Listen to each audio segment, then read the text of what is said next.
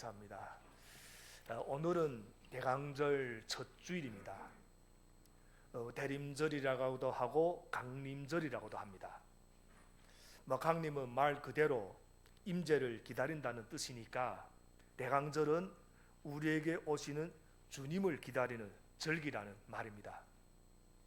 또 이 대강절은 두 가지 의미가 있는데, 먼저는 아기로 오신 예수님이 탄생을 기념하고 축하하는 의미에서 준비하는 기간입니다. 또한 동시에 앞으로 다시 오실 예수 그리스도를 소망 가운데 기다리는 계절이기도 합니다. 그리고 이 대강절에는 어둠 가운데 있는 세상이 예수 그리스도로 말미암아 점차 밝아짐을 상징해서 매주일마다 소를 또 하나씩 더 켜나가는 전통이 있습니다. 보셨지만 전통이 있습니다. 이렇게 하나씩 더하여 켜가던 촛불은 성탄절이 들어있는 주일에 이르러 4개의 촛불이 점화하게 됩니다. 촛불은 다 나름대로 의미가 있습니다. 제가 매년마다 아마 이런 걸 설명했을 겁니다. 첫째 주에 켜는 촛불은 소망의 주님을, 둘째 주에 켜는 촛불은 평화의 주님을, 셋째 주에 켜는 촛불은 사랑의 주님을, 그리고 넷째 주에 켜는 촛불은 기쁨의 주님을 상징하고 있습니다. 교회력에서 또 새로운 한 해가 시작되는 대강절은 11월 말이나 12월 초여서 세상의 시간으로는 한 해를 마무리할 때입니다. 그래서 우리는 세상이 여기 있지만 또 교회력도 있습니다. 또 대강절은 시기적으로 성탄절을 앞두고 지키는 또 절기이기도 합니다. 그래서 모든 교회가 대강절이 되면 성탄절을 준비하고 기다리게 됩니다.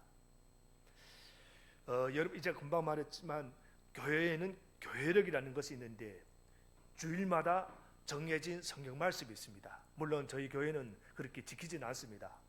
그러나 전통적인 교회에서는 그런 주일마다 정해진 말씀을 지켰다 하는 겁니다. 그리고 실제로 대강절 첫 주에 정해진 성경 말씀 내용은 바로 예수님께서 다시 오신다는 재림에 대한 말씀입니다. 다시 말하면 새롭게 시작하면서 가장 먼저 생각해야 하는 것이 마지막 재림이라 하는 이런 말씀이 됩니다. 도대체 그 이유가 무엇인가? 아무리 특별하고 위대해도 인간의 삶과 역사에는 분명히 끝이 있다는 것, 더구나 성탄이 가까운 것처럼 마지막 때 이루어질 재림도 결코 멀지 않았다는 사실을 잊지 말라는 것입니다. 그래서 세상의 시간으로는 한 해를 마무리하는 시기에 우리 신앙의 선배들은 마지막 재림을 생각하면서 새로운 한 해를 시작했다는 겁니다. 물론 우리는 마지막 재림을 심판의 시간이 아니라 구원의 시간으로 맞이할 수 있어야 될 것입니다. 저는 그런 의미에서 이 대강절 첫 주일에 예수님의 탄생을 축하할 뿐만 아니라 주님이 자녀인 우리가 미래, 즉 재림을 어떻게 준비해야 하는지를 더욱 살펴보기를 원합니다. 그래서 최근엔 저는 계속해서 대강절 첫 주일에는 이 재림에 대해 가는 말씀을 여러분에게 계속해서 전해왔습니다.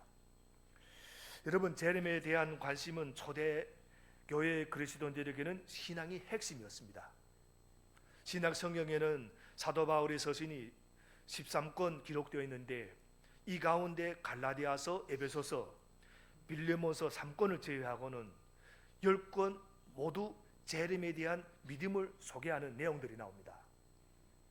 그럼 재림을 준비하는 믿음을 가져야 한다는 말씀이 됩니다. 그럼 첫 번째 질문입니다. 어떻게 하는 것이 재림을 준비하는 믿음인가 하는 질문입니다. 사실 재림이라고 하면 우리부터도 먼저 관심을 가지는 것이 재림의 시간과 장소일 겁니다. 특히 재림의 시간은 2000년 기독교 역사에서 끊임없이 관심의 대상이 되어 왔습니다. 그런데 아쉽게도 재림의 시간이나 장소에 대해서 알려주는 말씀은 성경 그 어디에서도 찾아볼 수 없다는 겁니다. 오히려 그때와 기한은 아무도 알 수 없다는 것이 성경의 가르침입니다. 오늘 본문 36절을 함께 읽어보겠습니다. 36절 시작. 그러나 그 날과 그 시각은 아무도 모른다. 하늘의 천사들도 모르고 아들도 모르고 오직 아버지만이 아신다. 이 말씀은 첫째로 그 어느 누구도 예수님의 재림이 언제인지 알 수 없다는 것입니다. 그런데 예수님의 제자들은 이 문제에 대해 엄청난 관심이 있었습니다. 그래서 마태복음 24장을 처음부터 읽어보면 예수님께서는 너무나도 웅장하게 잘 지어진 예루살렘 성전이 돌 위에 돌 하나도 남지 않고 다 무너지리라는 예언을 하셨습니다. 예수님이 그 말씀에 충격을 받은 제자들은 따로 주님께 질문합니다. 마태복음 24장 3절을 보면 예수님의 제자들이 이런 질문합니다. 오늘 보면 좀 앞에 있습니다. 이런 일들이 언제 일어나겠습니까? 선생님께서 다시 오시는 때와 세상 끝날에는 어떤 징조가 있겠습니까? 우리에게 말씀해 주십시오. 그래서 예수님께서는 오늘 본문을 포함하여 미래에 대한 말씀을 해주시면서 결론적으로 이렇게 말씀하시는 겁니다. 36절, 그러나 그날과 그 시각은 아무도 모른다. 하늘의 천사들도 모르고 아들도 모르고 오직 아버지만이 아신다. 여기 아들은 예수님을 가리킵니다. 여러분, 미래에 어떤 일이 벌어질까를 누구도 모른다. 미래학자들이 이전에 많은 것들을 예측했지만 틀린 것들이 너무 많습니다. 그러나 우리가 너무 염려할 필요는 없습니다. 미래는 어떻게 될 것인지는 우리가 모르지만 누가 미래를 붙들고 있는가는 우리 믿는 사람들은 알고 있습니다. 우리 지금 매일 새벽 큐티에서 요한계시록을 보고 있습니다. 그 두루마리가 나옵니다. 인이 있고 그 인을 뗍니다. 누가 뗄 수 있는가? 그 두루마리. 미래는 누가 붙들고 있는가? 우리 하나님이 전능하신 하나님이 붙들고 있다는 거.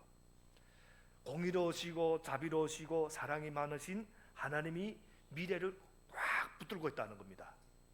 다윗이 이런 고백했습니다. 시편 31편 14절부터 15절을 보면 누가 뭐라고 해도 나는 주님만 의지하며 주님이 나의 하나님이라고 말할 것입니다. 내 앞날은 주님이 손에 달렸으니 내 원수에게서 내 원수와 나를 박해하는 자들의 손에서 나를 건져 주십시오.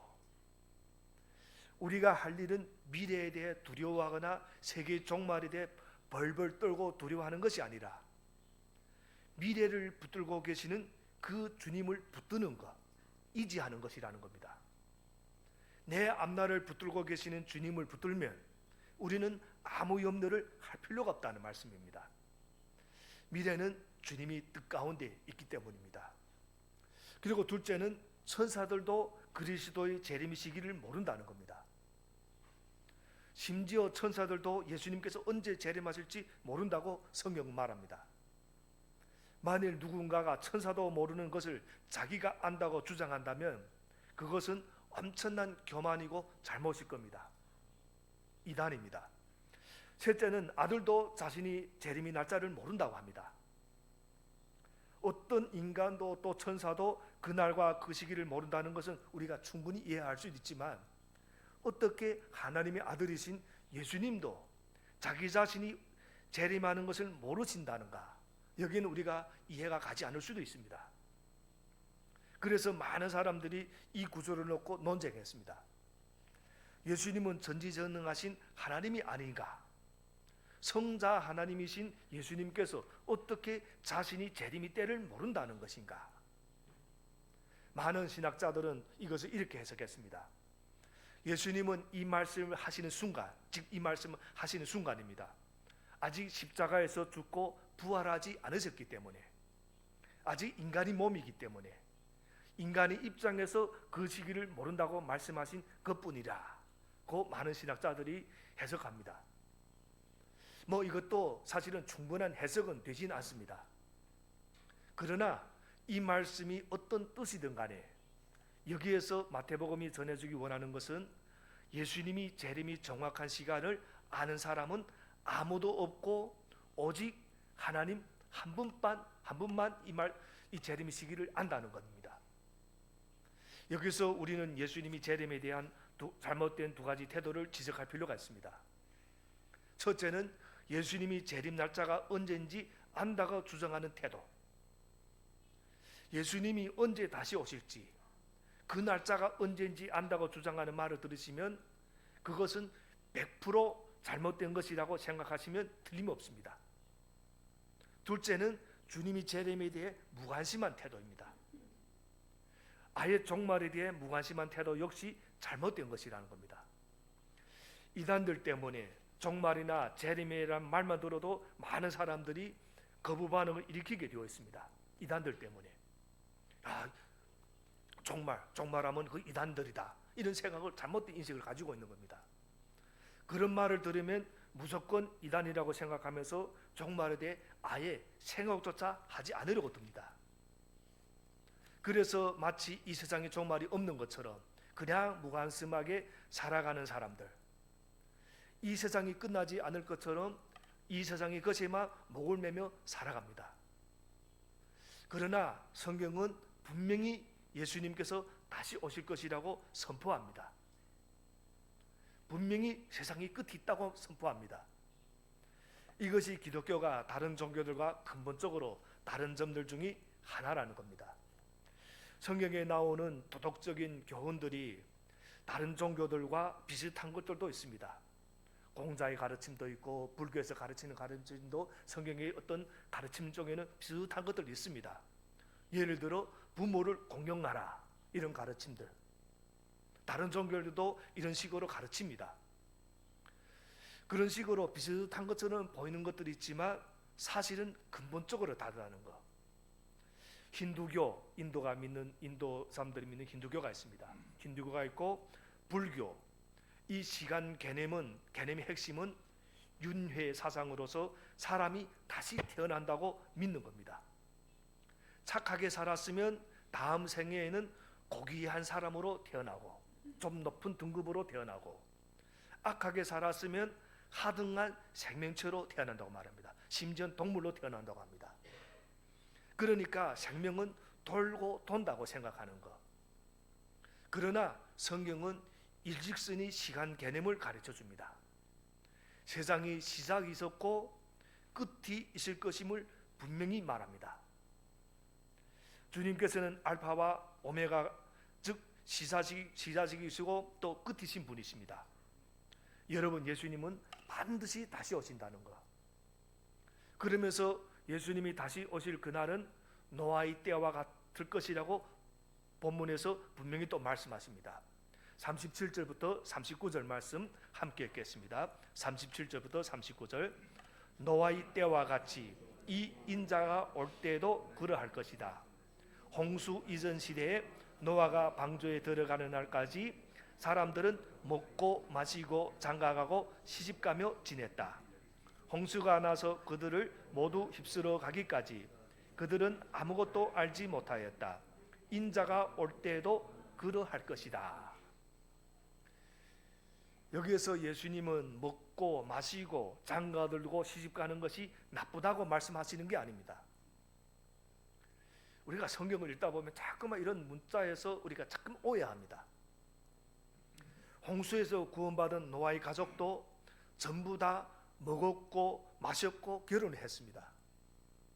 노아도 결혼해서 아내가 있었고 세 아들들도 다 결혼해서 며느리들이 있었습니다.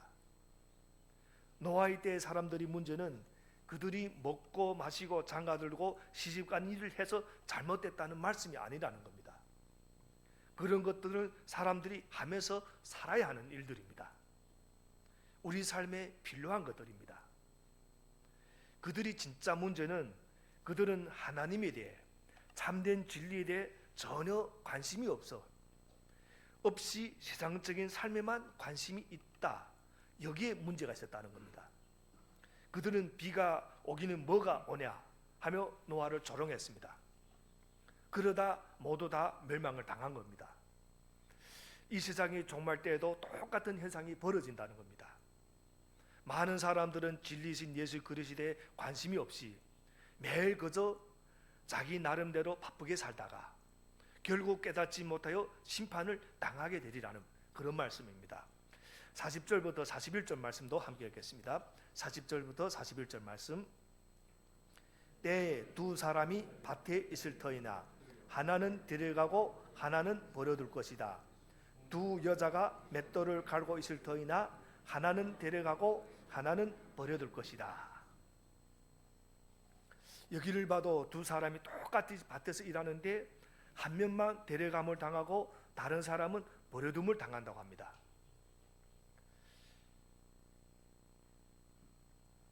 그리고 또 두 여자가 똑같이 맷돌을 가며 일을 하는데 한 명만 데려감을 당하고 다른 한 명은 버려둠을 당한다고 되어 있습니다.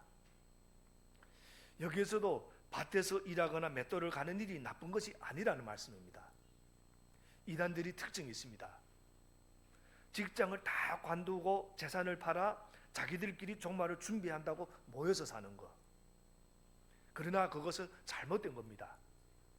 일상생활을 그대로 하면서 일을 하다가 데려감을 당하는 것이지 그렇게 따로 모여있다가 당함을 당하는 게 아니라는 겁니다. 그럼 여기서 두 번째 질문입니다. 그러면 우리는 어떻게 살아야 하는가 하는 질문. 어떻게 살아야 되는가?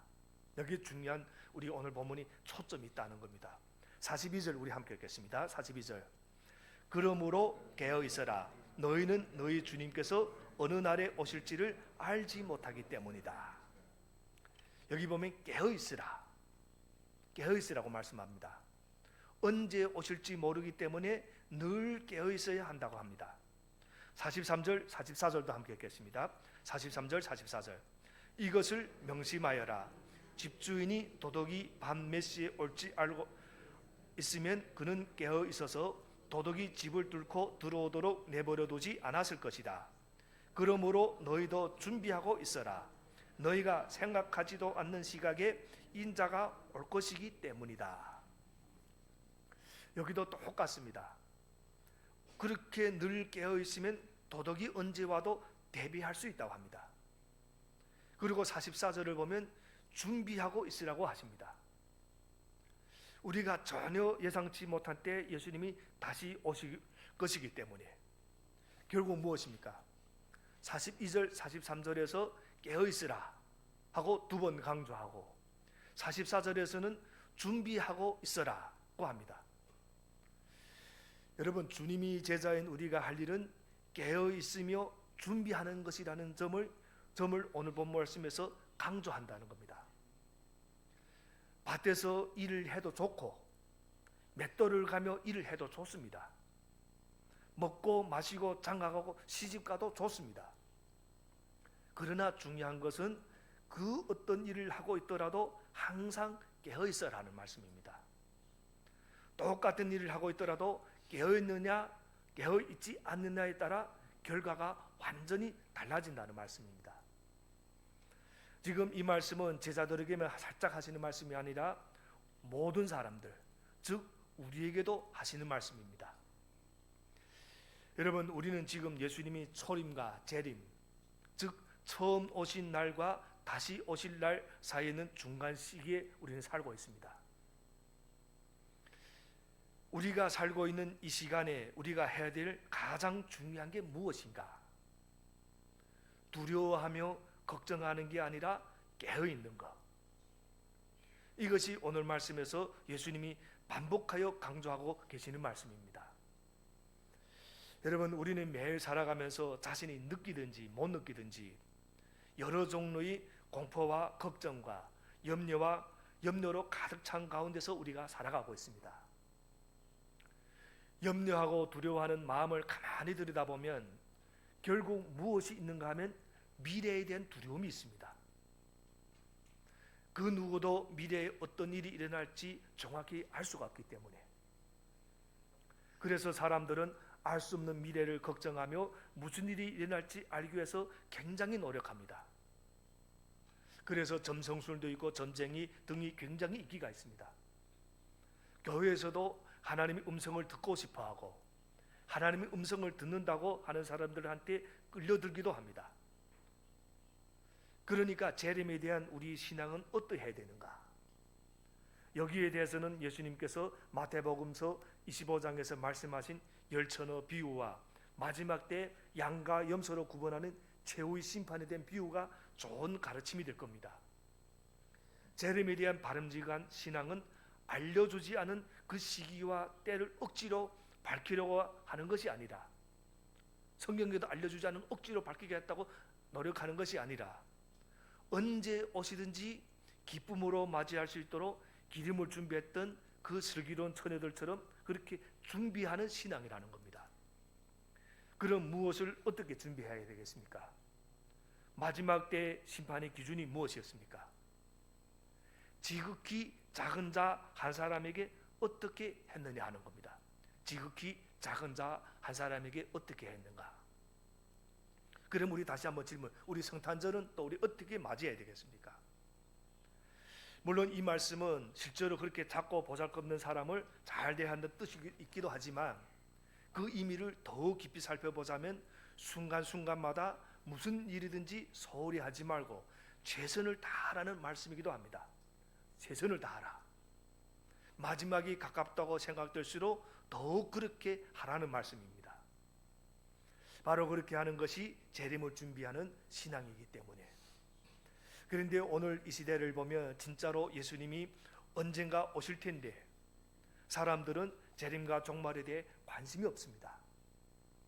그래서 매일 마음을 풀어놓고 지내며 오늘 할 일을 내일로 미루며 적당히 사는 경우가 많습니다. 아니면 그리 중요하지 않은 일들로 우리 시간을 낭비하며 지내거나, 매일이 삶에서 기계가 돌아가는 것처럼 바쁘지만 큰 의미는 없는 그런 삶을 살게 됩니다. 혹시 우리도 이런 일들을 되풀이하면서 영양가 없이 분주하기만 하고 지내고 있는 것은 아닌지 한번 진지하게 우리가 생각해 볼 필요가 있다는 겁니다. 다시 한번 42절 말씀을 우리 함께 읽겠습니다. 42절 말씀. 그러므로 깨어있으라. 너희는 너희 주님께서 어느 날에 오실지를 알지 못하기 때문이다. 깨어있으라 하고 분명하게 말씀하고 계십니다. 그런데 당연히 그것을 다 알면서도 실제 우리 삶 속에는 잘 안 됩니다. 문제는 잘 안 된다는 것. 그 주된 이유는 우리가 삶 속에서 깨어있지 못하고 집중하지 못하도록 방해하는 것들이 너무 많기 때문입니다. 그래서 우리 눈이 자꾸 분산됩니다. 특히 사탄이 우리가 마지막 때를 대비하지 못하게 방해하는 주된 것들 중 하나가 바로 좋은 것들, 우리 삶에서 일어나는 좋은 것들이 있습니다. 그것을 하면 내가 즐거운 것들, 하면 내게 유익이 되고 좋은 걸 통해서 우리 눈을 자꾸 분산시키는 겁니다. 꼭 사탄이 아니더라도 세상의 속도가 너무 또 빠른 겁니다. 요즘 얼마나 발전 속도가 빠릅니까? 옛날에는 꿈도 꾸지 못하던 것들이 많습니다. 무인 자동차도 계속 개발 중이고 인공지능 시대가 도래했습니다. 우리는 이런 속도를 따라가지 못합니다. 세상은 점점 더 빠른 스피드를 요구를 하기도 하고 빠른 것도 좋아합니다. 이토록 빠르게 변하는 세상 속에서 우리가 미래를 준비하는 게 참 힘이 든다는 겁니다. 40km 정도로 달리는 자동차에서 옆 창문으로 밖을 내다보면 밖에 있는 모든 것들을 어느 정도 다 볼 수가 있습니다. 그런데 100km 이상으로 달리는 자동차 안에서 옆을 내다보면 너무 빨라가지고 잘 보이지 않습니다.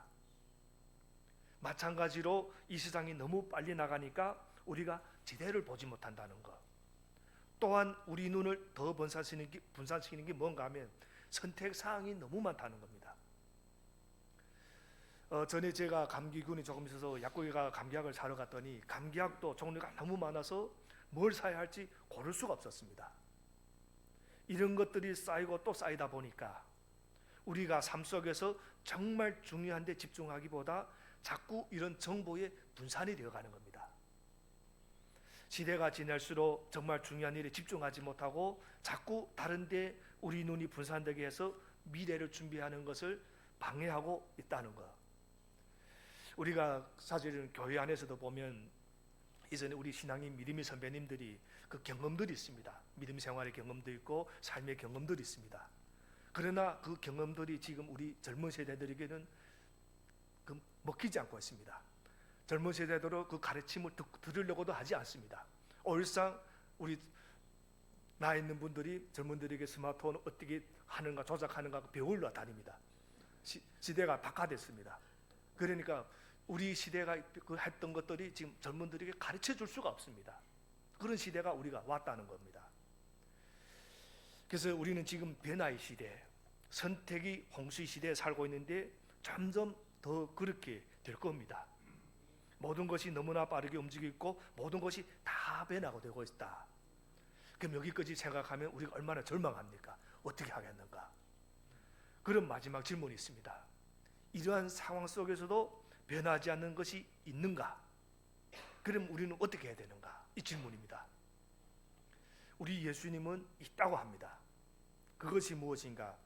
우리 오늘 본문 앞에 있는 마태복음 24장 35절 말씀 함께 읽겠습니다. 마태복음 24장 35절 말씀 함께 읽겠습니다. 하늘과 땅은 없어질지라도 나의 말은 결코 없어지지 않을 것이다. 이겁니다. 나의 말이라고 하셨지만 전체적으로 이것이 하나님의 말씀이라고 봐도 무리가 없습니다. 얼마나 놀라운 선언인지 모릅니다. 2000년 전에 예수님은 이 세상이 이토록 빠르게 변할 것을 알고 계셨습니다. 변하다가 결국은 끝날 때가 온다는 것도 알고 계셨습니다. 그래서 변하는 세상 속에도 변하지 않는 것을 알려주신 겁니다. 그것이 바로 하나님의 말씀이라고. 이 세상이 바로 여기에 미래를 준비하는 열쇠가 있다는 겁니다. 이 세상이 모든 것은 다 변화되고 변질이 됩니다. 그러나 하나님은 변함이 없으시고 그분이 말씀도 또한 변함이 없습니다. 우리가 구원의 확신을 가질 수 있는 게 왜 그렇게 가질 수가 있는가? 왜 우리는 구원이 확신을 가질 수가 있습니까? 나를 믿으며 오늘은 기분이 좋고 오늘은 봉사도 하고 믿음의 생활을 잘하는 거 예배도 참석하면 오늘은 별로 믿음이 있는 것 같고 그러면 나는 구원 받았다. 그런데 예배는 한 번, 두 번 빠지고 봉사도 못하고 여러 가지 조금 잘못한 일을 겪으면 죄를 짓고 살면 내가 또 구원 못 받았는가? 또 이런 생각, 이런 것들이 우리 삶 속에 계속 일어납니다.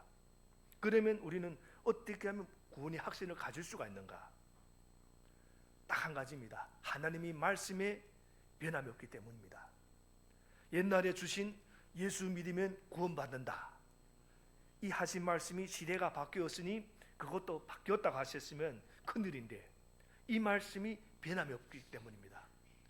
예수 믿으면 구원받는다. 여러분, 하나님의 말씀은 바뀌지 않고 영원합니다. 그래서 우리가 천국에 들어갈 확신을 갖는 겁니다. 많은 사람들이 과학기술의 발전을 신뢰합니다. 그것이면 또 다 될 것처럼 생각도 합니다.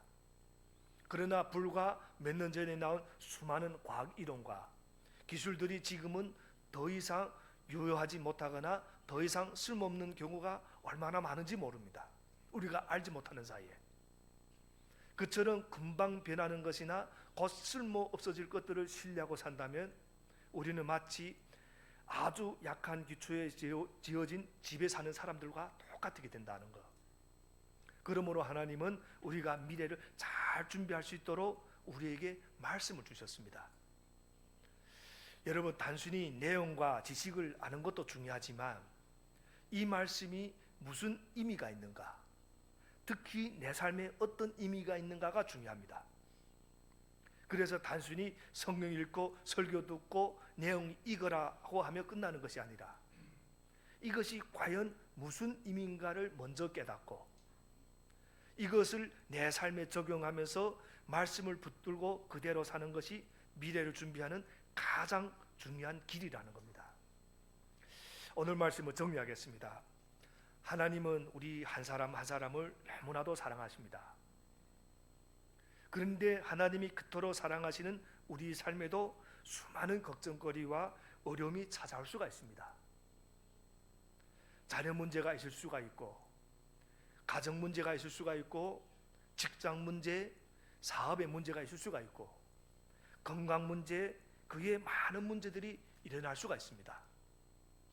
심지어 금식하고 기도하신 예수님께서도 사탄이 찾아와서 시험했습니다. 그러나 말씀을 붙들고 사는 사람은 고난이 와도 승리할 수가 있습니다. 소망 가운데 인내하고 하나님의 도우심을 기다릴 수가 있습니다. 왜냐하면 신실하시고 전능하신 사랑의 하나님을 신뢰하기 때문에. 여러분, 요즘 날씨가 좀 쌀쌀해졌습니다. 쌀쌀한 날씨에 우리 뜨거운 물 틀어놓고 샤워하면 뜨끈하고 참 좋습니다. 그런데 샤워가 끝나고 몸을 닦으며 밖으로 나가라고 할 때 오싹하고 추워집니다. 뜨거운 물로 나를 덥게 만들겠다는 것은 어느 정도 효과는 있지만 완전한 해결책은 못 된다는 겁니다. 더 좋은 해결책은 운동하고 땀을 내는 겁니다. 똑같은 날씨인데도 운동을 하고 땀을 내면 뜨거운 물을 틀 필요가 없습니다. 적당히 미지근한 물을 틀어도 좋고 그렇게 해도 별로 춥지 않습니다. 여기서 우리는 한 가지 교훈을 배우게 됩니다. 이 세상에서 우리가 추위를 이기는 길은 크게 두 가지라는 것. 하나는 말씀으로 자신을 훈련해서 안으로부터 하나님의 능력 때문에 후끈하게 달아오는 그런 방법입니다. 훈련해서 안으로부터, 또 즉 운동으로 땀을 내는 것. 두 번째가 뜨거운 물로 샤워하는 방법인데 예배 참석해서 목사가 설교해주는 설교를 듣는 것. 그러나 곧 식습니다. 오늘 이렇게 앉아서 말씀 듣고 이 문 나가는 순간 무슨 말씀 했는지 기억이 안 남을 겁니다. 그러나 오늘 이 샤워했던 이 말씀을 기억하시기 바랍니다. 아, 운동하면 뜨거워진다. 능력이 안으로부터 나온다. 어느 정도 효과가 있지만 금방 식는다는 겁니다. 자신이 직접 성경 말씀 읽고 묵상하며 나갈 때 그것이 지속이 된다는 것. 바로 이거 어떤 어려움이 생길 때 사람이 위로의 말씀을 듣고 설교를 들으면 어느 정도 위로를 받을 수는 있지만 그것도 금방 식어집니다. 그러나 말씀을 꾸준히 읽고 묵상할 때 마치 운동해서 몸에서 땀이 나는 사람같이 이 세상의 추위가 몰려와도 괜찮아지는 겁니다. 이겨낼 수 있게 됩니다. 이제 2024년도 한 달이 지나면 새로운 한 해가 됩니다. 우리 삶은 매일매일 미지의 세계를 행해서 나아갑니다. 여러 가지 불안이나 염려가 있을 수가 있습니다. 그러나 여러분 꼭 한 가지 기억해 주시기 바랍니다. 하나님께서는 우리 각자를 뜨겁게 사랑하시고 우리와 동행해 주신다는 것. 그 하나님과 동행하며 하나님 말씀을 붙드시기 바랍니다. 그것이 미래를 준비하는 가장 좋은 방법입니다. 오늘 우리에게 이 대강절 첫 주일을 허락해 주셨습니다. 우리 계획과 우리 시간과는 상관없이 주님께서는 우리 믿는 자들에게 다가오시되 사랑으로 다가오시고 축복으로 다가오십니다. 그 주님께서 오실 그날을 바라보면서 매일 하나님과 동행하며 늘 깨어서 준비하고 그날을 소망하며 기다리는 우리 모두가 되기를 간절히 바랍니다. 기도하겠습니다.